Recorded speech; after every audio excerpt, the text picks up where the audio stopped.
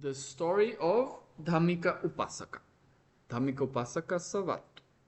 Here he rejoices, after death he rejoices.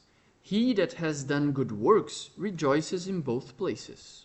He rejoices exceedingly, seeing the purity of his own past deeds.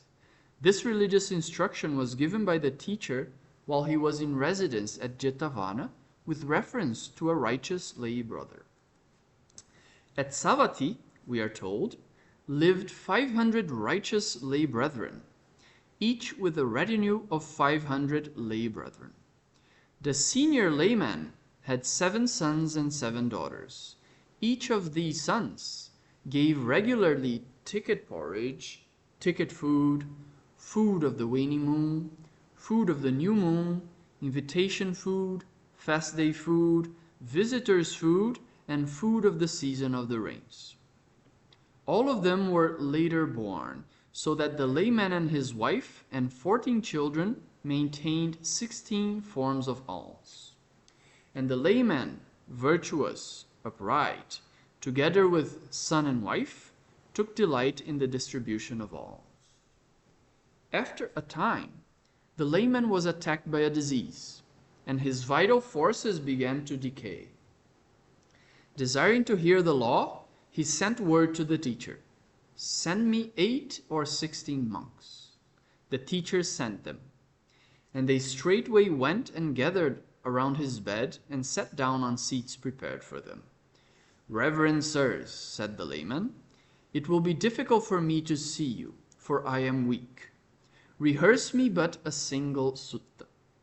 "Which sutta would you like to hear, lay brother?" "The Satipatthana Sutta, common to all the Buddhas." Accordingly, they began to rehearse the sutta, beginning with the words, "There is this one way, monks, this one path, which leads to the salvation of living beings." At that moment, from the 6 worlds of the gods, approached 6 chariots, 150 leagues long, drawn by 1,000 sinned horses, adorned with all the adornments. In each chariot stood a deity, and each deity spoke and said, "Permit us to convey you to our celestial world." And they spoke again and said, "Even as one shatters a clay vessel and replaces it with a vessel of gold, even so are living beings reborn to take their pleasure in our celestial world." The lay disciple, unwilling to be interrupted in listening to the law, said, "Wait, wait." The monks, thinking that he was speaking to them, ceased their recitation of the law. His sons and daughters cried out, "Formerly our father could never hear enough of the law, but now, after summoning the monks and directing them to rehearse the law, he stops them himself. After all, there is no man who does not fear death." The monks said to each other, "This is no time for us to remain," and forthwith they arose and departed. After a time, the layman recovered his attention and asked his sons, "Why do you weep?" "Dear father," said they, "you sent for the monks, and even as you listened to the law, you yourself stopped them from rehearsing the law. We weep to think, after all, there is no man who does not fear death." "But where are the noble monks?"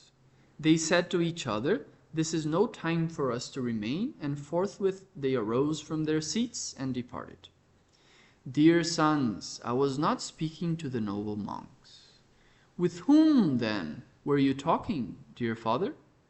"From the 6 worlds of the gods, 6 deities approached in 6 magnificently adorned chariots, and standing in their chariots poised in the air, they said to me, 'Take your pleasure in our celestial world. Take your pleasure in our celestial world.' I was talking with them. 'Dear father, where are the chariots? We do not see them.' 'Have I any wreaths of flowers?' 'Yes, dear father.' 'Which celestial world is the most delightful?'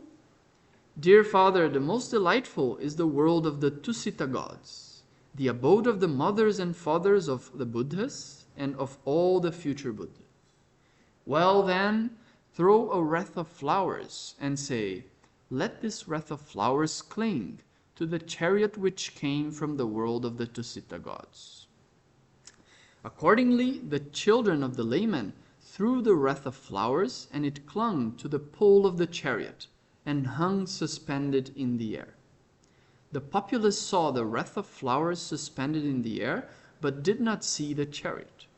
Said the lay disciple, do you see this wreath of flowers? Yes, we see it. This wreath hangs suspended from the chariot, which came from the world of the Tusita gods. I am going to the world of the Tusita gods. Be not disturbed. Be not disturbed. If you desire to be reborn with me, do works of merit even as I have done. And when he had thus spoken, he died and set foot in the chariot. Immediately he was reborn as a deity, 3/4 of a league in stature, adorned with 60 cartloads of ornaments.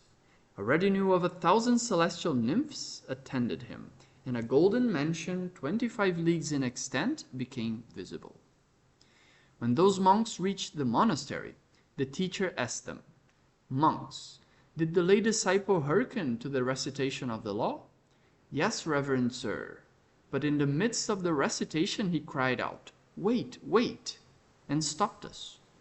Then his sons and daughters began to weep, whereupon we said to each other, This is no time for us to remain, and arose from our seats and departed. Monks, he was not talking to you. From the 6 worlds of the gods, 6 deities approached in 6 magnificently adorned chariots, and they summoned that lay disciple to go with them. But the lay disciple, unwilling that the recitation of the law should be interrupted, spoke to them. Is that true, reverend sir? That is true, monks. Reverend sir, where was he reborn just now? In the world of the Tusita gods, monks. Reverend sir, but recently he lived here among his kinfolk rejoicing. And just now he went again to a place of rejoicing, and was there reborn. Yes, monks, they that are heedful, be they laymen or monks, rejoice in both places equally. So saying, he pronounced the following stanza. Here he rejoices, after death he rejoices. He that has done good works rejoices in both places. He rejoices exceedingly, seeing the purity of his own past deeds.